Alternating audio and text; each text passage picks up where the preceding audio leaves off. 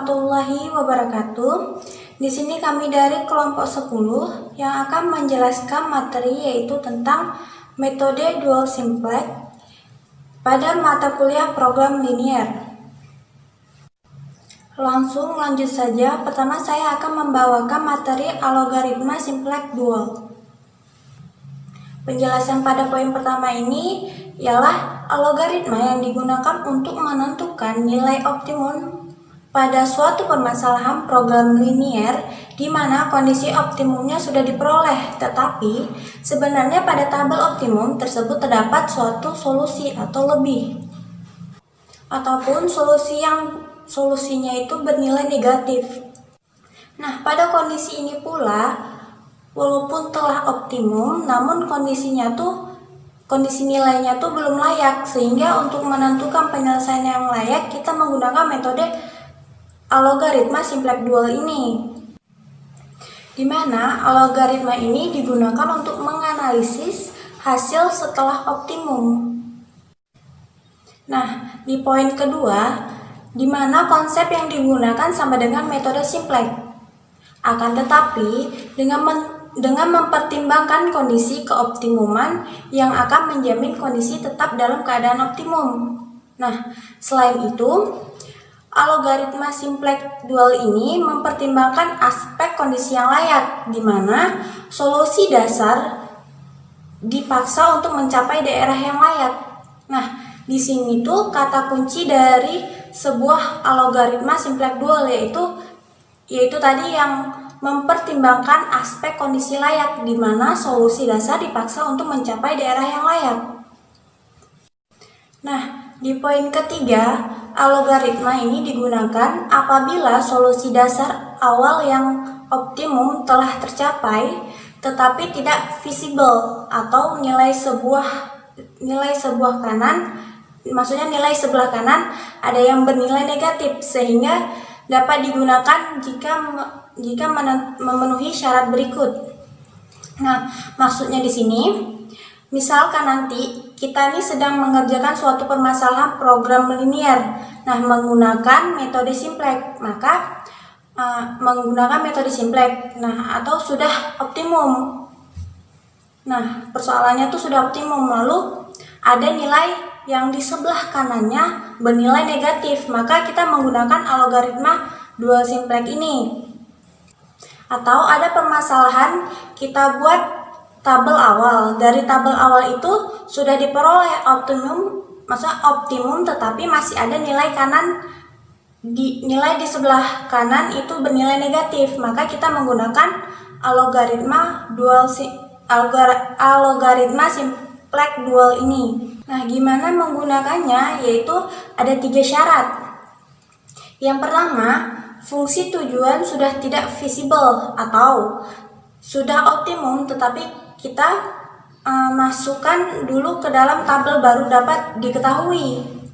Nah, yang kedua, nilai kanan ada yang tidak visible atau nilai kanan ada yang bernilai negatif, baru bisa kita gunakan algoritma ini. Yang ketiga, semua kendala harus dirubah dalam bentuk kurang dari sama dengan. Nah, masuk kepada contoh.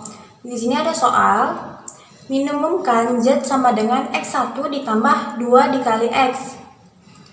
Nah, fungsi kendala yaitu X1 ditambah 3 dikali 2 lebih dari sama dengan 4. Negatif 3, X1 ditambah 2 dikali 2 lebih dari sama dengan 6. Nah, di mana X1 lebih dari sama dengan 0, X2 yaitu lebih dari sama dengan 0. Penyelesaiannya, langkah pertama yaitu semua kendala diubah menjadi tanda kurang dari sama dengan. Nah, kendala yang bertanda lebih dari sama dengan diubah menjadi dengan diubah dikalikan dengan negatif 1.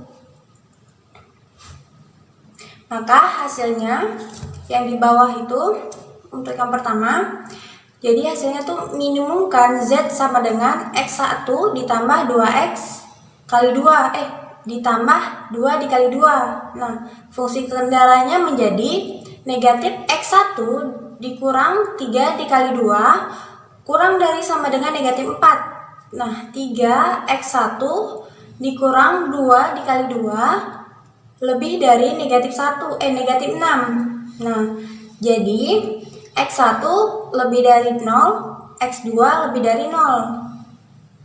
Nah, langkah kedua, kita ubah dalam bentuk standar karena ini sudah kita dapatkan sama dengan 0 pada saat kita mengubah dalam bentuk kurang dari sama dengan tadi. Nah, maka langsung kita tambahkan slash S1 dan ditambah dengan slash S2. Namun kita lihat di sini ada nilai negatif di negatif 4 dan di negatif 6. Langkah selanjutnya, kita mengubah dalam pembentukan tabel simplex awal. Caranya, kita input langkah-langkah permasalahan dalam bentuk standar tadi dalam tabel bentuk awal. Pada tabel ini kita lihat puncak objektif untuk meminimumkan. Nah, kita lihat di baris Z ini sudah terdiri dari nilai negatif. Negatif 1, negatif 2, 0, 0, dan 0. Nah, pada kolomnya. Yang berarti kondisi ini sudah optimum. Dan pada bagian lain pun sudah terdapat nilai negatif. Maka pada kondisi seperti inilah kita gunakan algoritma simplex dual. Langkah selanjutnya yaitu proses menentukan baris kuncinya. Gimana cara membentuknya? Nah, di sini kita memilih di sebelah kanan, di sebelah paling kanan terdapat nilai negatif yaitu negatif 6. Nah, di situ diperoleh baris kunci yaitu S2. Variabel ini atau S2 ini berperan sebagai variabel keluar. Langkah berikutnya yaitu setelah menentukan baris kunci, yaitu menentukan kolom kuncinya dengan menentukan variabel non-basis yaitu X1 dan X2. Lalu kita tentukan baris ZIJ yaitu negatif 1 dan negatif 2. Nah, selanjutnya kita tentukan baris S2, alpha RJ. Nah, hasilnya itu 3, negatif 2. Nah, lalu di sini kita tentukan rasio ICJ per alpha RJI, di mana syaratnya alpha RJI ini harus kurang dari 0.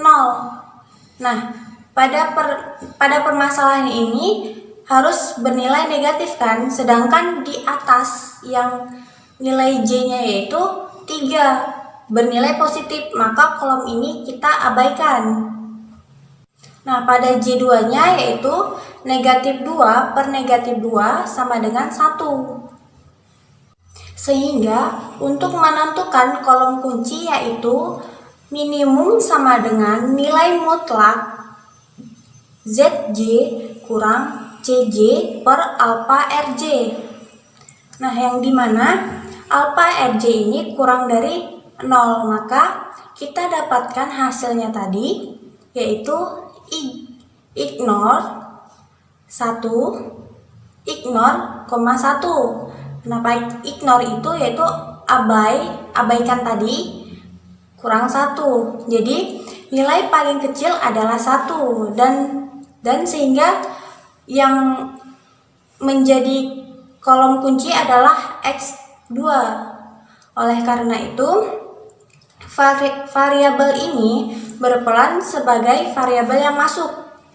Yang masuk yaitu X2 dan yang keluar yaitu S2. Nah, selanjutnya langkah operasi baris Gauss-Jordan. Dengan menggunakan cara baris baru X2 sama dengan baris S2 dibagi elemen kunci. Nah, baris 2 selanjutnya, cara yang selanjutnya, baris baru Z sama dengan baris Z dikurang negatif 2 dikali baris baru X2. Nah, selanjutnya baris baru S1 sama dengan baris S1 dikurang negatif 3 dikali baris baru S2. Nah, kalau masih bingung, caranya tuh sama seperti menggunakan metode simplex yang sebelumnya sudah dijelaskan. Nah, setelah kita menghitung dengan menggunakan cara tadi, dapat kita peroleh seperti tabel ini. Nah, kita lihat pada tabel, lihat di bagian Z-nya. Nah, pada bagian Z-nya itu sudah bernilai negatif semua. Nah, dan kita lihat di deretan sebelah kanan, semuanya pun juga sudah bernilai negatif. Maka artinya tuh tabel ini sudah benar-benar optimum. Nah, maka tuh tabel ini sudah menunjukkan bahwa semua elemen-elemen tersebut nilai Z-nya itu sudah negatif dan 0. Dan nilai paling kanan sudah positif. Berarti kondisi optimum sudah terpenuhi, atau tabel ini bersifat optimum dan sudah terpenuhi dan sudah layak karena tidak ada lagi nilai negatifnya. Nilai yang sebelah kanannya sudah tidak ada nilai negatifnya, nilai positifnya. Nah, maka dapat kita simpulkan permasalahan ini nilai optimumnya adalah Z sama dengan 6, S1 sama dengan 5, dan S2 sama dengan 3. Selanjutnya saya akan melanjutkan pembahasan dari teman saya tentang metode dual simplex. Nah, metode dual simplex ini akan digunakan jika tabel optimalnya tidak layak. Nah, jika fungsi kendala ada yang menggunakan pertidaksamaan, tanda pertidaksamaan lebih dari atau sama dengan dan tidak ada tanda sama dengannya dalam bentuk umum pertidaksamaan linearnya, maka metode dual simplex-nya dapat digunakan. Selanjutnya kita selesaikan contoh di bawah ini ya. Minimumkan Z sama dengan 4X ditambah 2Y terhadap 2X ditambah Y lebih dari atau sama dengan 27. X ditambah Y lebih dari atau sama dengan 21. X ditambah 2Y lebih dari atau sama dengan 30, di mana X dan Y ini nilainya lebih dari atau sama dengan 0. Semua kendala ini menggunakan pertidaksamaan lebih dari atau sama dengan. Nah, kendala-kendala tersebut kita ubah menjadi pertidaksamaan kurang dari dengan mengalihkan pertidaksamaan tersebut dengan minus 1. Maka bentuk umum pertidaksamaan linear di atas berubah menjadi minimumkan Z sama dengan 4X ditambah 2Y terhadap akan berubah menjadi minus 3X dikurang Y kurang dari atau sama dengan minus 27. X dikurang Y kurang dari atau sama dengan minus 21, min X kurang 2Y kurang dari atau sama dengan minus 30, di mana nilai dari X dan Y ini lebih dari atau sama dengan 0. Selanjutnya, semua fungsi kendala sudah dalam bentuk pertidaksamaan kurang dari atau sama dengan, kan? Maka kita hanya perlu menambahkan variabel slack untuk mengubah bentuk umum ke bentuk bakunya atau standarnya. Variabel slack ini berfungsi sebagai variabel basis awal. Maka bentuk baku atau standarnya akan berubah menjadi minimumkan Z sama dengan minus 4X dikurang 2Y ditambah S1 ini variabel slack-nya S1 ditambah 0 S2 ditambah 0 S3 sama dengan 0 terhadap minus 3X dikurang Y ditambah S1 kurang dari atau sama dengan minus 27 min X dikurang Y ditambah S2. Kita tulisnya berurutan sesuai ininya. Kenapa sampai S-nya 3 kali? Karena kendalanya ada 3, makanya kita tambahkan variabel slack sebanyak 3 kali. Selanjutnya yang minus X1 dikurang Y ditambah S2 harus sejajarkan dengan S2 yang di atas, kurang dari atau sama dengan 21, dan selanjutnya minus X dikurang minus 2Y ditambah S3 kurang dari atau sama dengan minus 30, di mana X, Y, S1, S2, dan S3 ini nilainya lebih dari atau sama dengan 0. Selanjutnya kita untuk baku atau standarnya ini kita masukkan ke dalam tabel. Nah, kita lihat pada tabel tersebut bahwa tabel tersebut sudah optimal namun tidak layak. Ingat, untuk fungsi tujuan minimisasi, tabel sudah optimal apabila semua koefisien baris tujuannya itu sudah negatif atau 0. Nah, dapat kita lihat dari tabel tersebut kan sudah layak. Namun tabel tersebut sudah optimal namun tidak layak.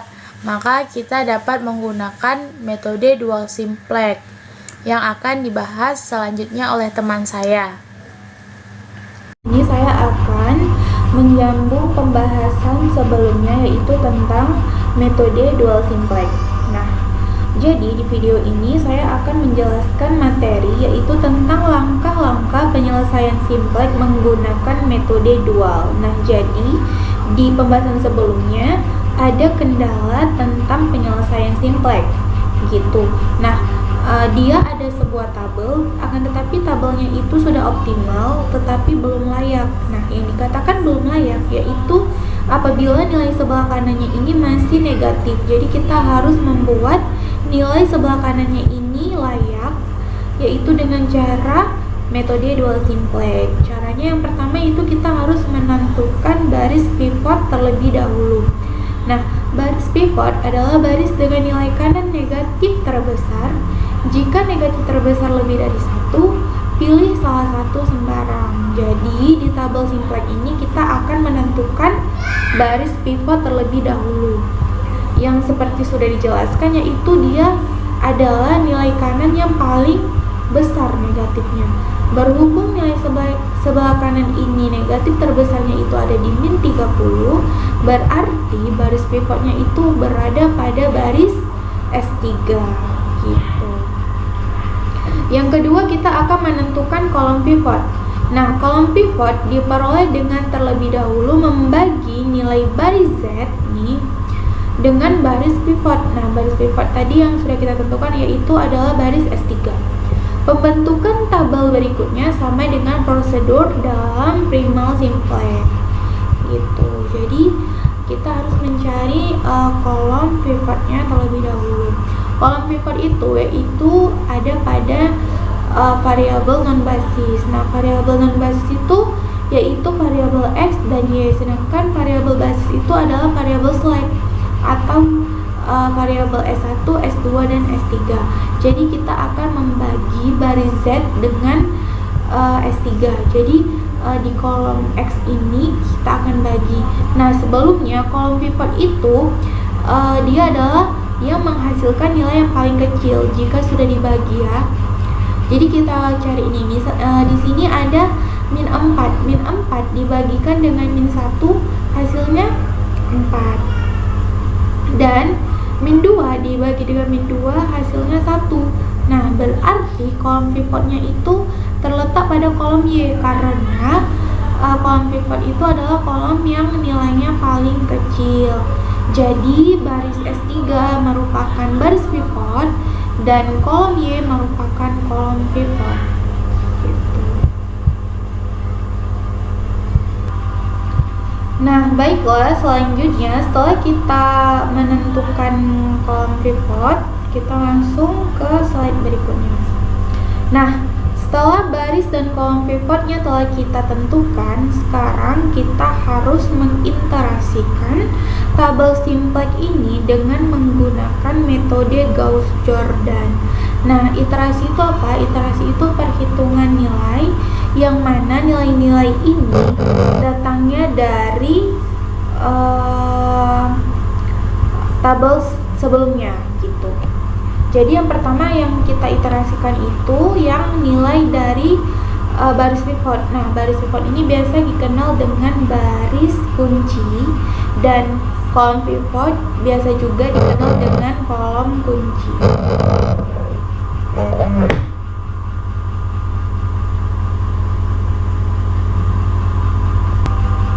Nah, baiklah. Langkah selanjutnya yang harus kita ubah yaitu baris kuncinya terlebih dahulu. Nah, sebelum mengubah baris kunci, kita harus menentukan angka kunci. Angka kunci itu berada pada baris kunci dan juga dia berada pada kolom kunci. Nah, yang berhubung yang berada pada baris dan kolom kunci itu ada pada min 2. Jadi min 2 ini merupakan angka kunci. Jadi yang pertama kita ubah yaitu baris S3-nya dengan cara membagikannya dengan si angka kunci gitu. Jadi kita ubah nih ya, min 2 dibagikan dengan min 1 hasilnya setengah.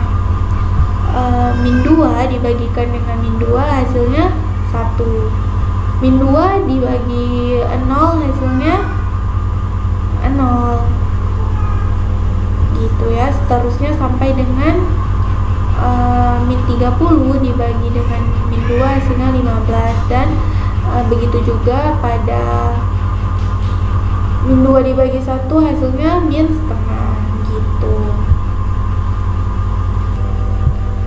Nah, selanjutnya setelah kita mendapatkan baris kunci yang baru yaitu ini 1/2, 1, 0, min setengah, dan 15. Setelah itu kita harus mengganti nilai dari Z, S1 dan juga S2-nya. Nah, yang pertama kita akan mengganti si baris Z dulu. Caranya yaitu dengan cara, nah di sini kan merupakan kolom kunci. Jadi pada baris Z angka kuncinya itu ada pada min 2. Jadi min 2 ini kita kalikan dengan si baris kunci yang baru gitu. Jadi min 2 kita kalikan dengan ini, hasilnya kita kurangkan dengan si baris Z gitu. Jadi caranya min 2 dikali setengah. Nah, min 2 dikalikan dengan setengah itu hasilnya min 1. Min 1, min 4 kita kurangkan dengan min 1 hasilnya min 3 gitu.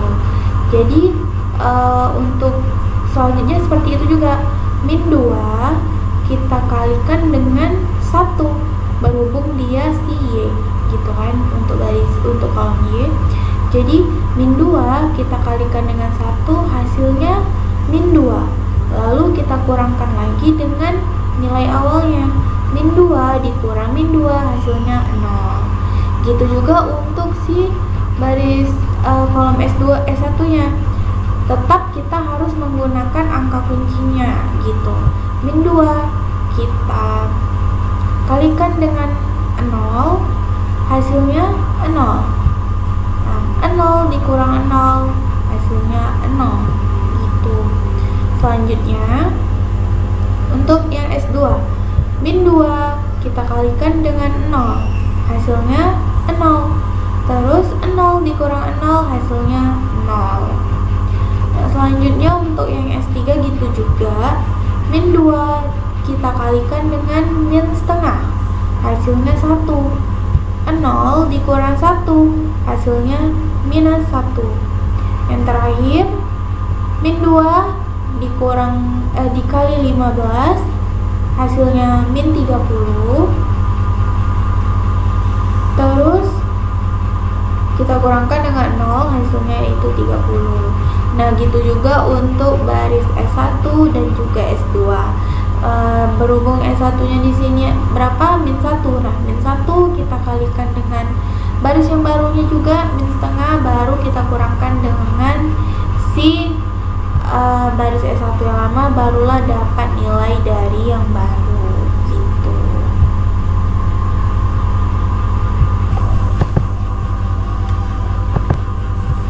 Nah, selanjutnya setelah kita menemukan angka-angkanya, setelah kita siap membagikannya, terus kita cari lagi tuh untuk baris kunci yang baru dan kolom kunci yang baru.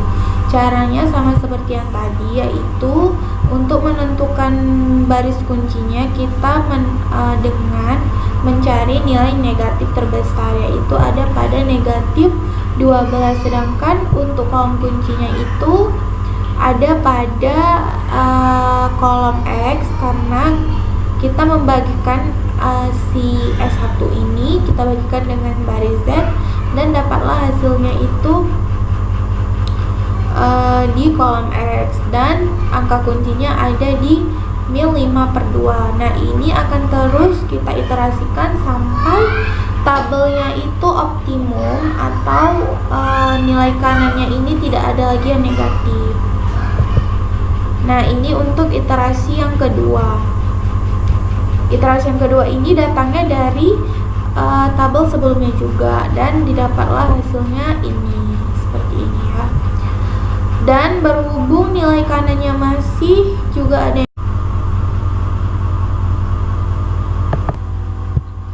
Nah, berhubung nilai kanannya masih ada yang negatif, berarti ini harus kita iterasikan sampai nilainya itu positif, nilai kanannya positif. Jadi seperti yang sebelumnya, di iterasi yang kedua ini harus kita tentukan baris dan kolom pivotnya terlebih dahulu, atau baris kunci dan kolom kuncinya terlebih dahulu. Jadi baris kunci itu yaitu adalah nilai negatif terbesar, berarti yaitu min 3/5, yaitu berada pada baris S2, dan kolom kuncinya itu berada pada S3, yaitu dengan cara membagikannya antara si baris kunci dan baris Z. Didapatlah hasil yang paling kecil itu ada pada min 2/5 dibagi min 2/5, hasilnya itu 1. Setelah itu, setelah kita mendapatkan baris, kolom, dan juga angka kuncinya itu adalah min 2/5 karena dia terletak di antara baris dan juga kolom kunci. Setelah itu kita harus membuat kolom kunci yang baru, baris kunci yang baru. Jadi S2 ini, baris S2 kita bagikan dengan si angka kunci, yaitu min 2/5 dibagi 0, hasilnya 0. Min 2/5 dibagi 0, hasilnya 0. Min 2/5 dibagi 1/5, hasilnya 1/2. Min 2/5 dibagi 1, hasilnya min 5/2. Min 2/5 dibagi min 2/5, hasilnya 1. Dan min 2/5 dibagi min 3/5, hasilnya 9. Didapatlah baris kunci yang baru.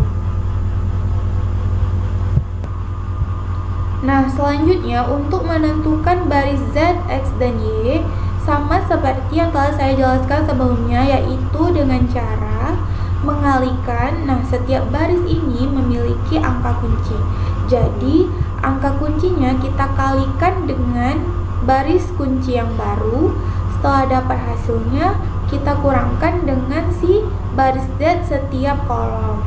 Contohnya, min 2/5 di baris Z itu angka kuncinya min 2/5. Nah, min 2/5 kita kalikan dengan si baris kunci yang baru, yaitu yang berada pada baris ini. Jadi min 2/5 kita kalikan 0, hasilnya 0. Nah, pada baris Z, pada kolom X itu ada 0. 0 kita kurangkan dengan 0, hasilnya 0 gitu. Sama juga untuk yang di kolom Y pada baris Z, min 2/5 kita kalikan dengan baris kunci yang baru yang pada kolom Y, yaitu 0. Min 2/5 dikali 0, hasilnya 0. Nah, kolom Y ini 0 dikurang 0, dapatlah hasilnya 0.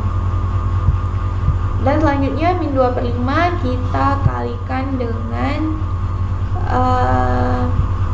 1/2. Hasilnya itu lalu didapatlah hasil dari min 2/5 dibagikan dengan min 1/2, yaitu hasilnya 5/2. Nah, 6/5 dikurang min 6/5 dikurang 5/2 hasilnya yaitu min 1. Nah, begitu juga sampai dengan seterusnya. Untuk X dan Y juga begitu. Nah, nilai X ini angka kuncinya berada pada 1/5. Nah, 1/5 kita kalikan dengan si baris kunci yang baru, yaitu 1/5 dikalikan dengan 0, hasilnya 0. Lalu kita kurangkan 1 dikurang 0, hasilnya 1 gitu. Nah, begitu juga untuk yang Y juga sama. Angka kuncinya berapa? Angka kuncinya itu ada pada min 3/5. Nah, min 3/5 ini kita kalikan juga dengan si baris kunci yang baru, yaitu 0. Min 3/5 dikali 0 hasilnya 0. Lalu kita kurangkan dengan si baris pada kolom Y, pada kolom X, yaitu 0 dikurang 0 sama dengan 0. Begitu juga seterusnya. Nah, lalu didapatlah hasil, yaitu pada baris Z 48, X 3, S3 nya 9, dan nilai Y nya 18. Maka dari itu tabel ini sudah optimal karena dia tidak ada lagi nilai kanannya yang masih negatif. Semua sudah positif, jadi tabel ini sudah optimal dan telah tercapai juga kelayakan atau feasible-nya. Jadi langkah penyelesaian menggunakan metode dual simplex telah selesai gitu. Nah, sampai sini saja pembahasan dari kelompok 10. Jadi kesimpulan untuk metode dual simplex yaitu metode dual simplex dapat digunakan apabila tabelnya optimal akan tetapi tidak visible ataupun tidak layak. Nah, yang dikatakan tidak layak apabila nilai kanan pada tabel tersebut masih ada yang negatif gitu. Sekian dari kelompok kami. Apabila ada salah-salah kata kami mohon maaf. Wabillahi taufiq wal hidayah. Assalamualaikum warahmatullahi wabarakatuh.